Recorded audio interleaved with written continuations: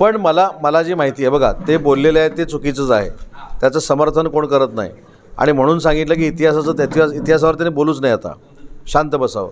पण मला जी त्यातली त्रोटक माहिती आहे ती छत्रपती शिवाजी महाराजांवर त्यांनी केलेलं वक्तव्य हे निषेधार्हच आहे पहिली गोष्ट. पण ते काहीतरी 1.5 महिन्यापूर्वीची त्यांची ती मुलाखत आहे असं ते स्वतः सांगतात.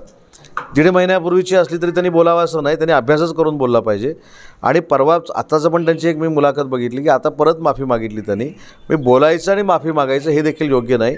या बाबतीमध्ये स्वतः मुख्यमंत्री महोदय लक्ष घालतील, उपमुख्यमंत्री महोदय लक्ष घालतील, त्यांना समज देतील किंवा कायदेशीररित्या काय करायचं असेल त्याचा निर्णय घेतील.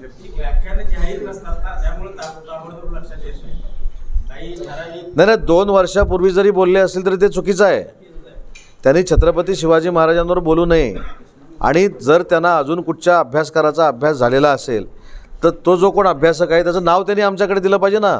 तो खोटं काहीतरी लिहितो असा त्याचा अर्थ आहे. त्यांनी जे म्हटलेलं आहे की या पुस्तकातनं मी रेफरन्स घेतला, त्या पुस्तकातनं रेफरन्स घेतला आणि अशा पद्धतीचा रेफरन्स जर तिथे असेल तर आपण बघितला पाहिजे. नाही म्हणजे घातक आहे ना ते. रेफरन्स जर अशा कुठच्या तरी पुस्तकामध्ये असेल त्या पुस्तकावर पण बंदी घातली पाहिजे. साहेब, चला. कृष्णा महोत्सव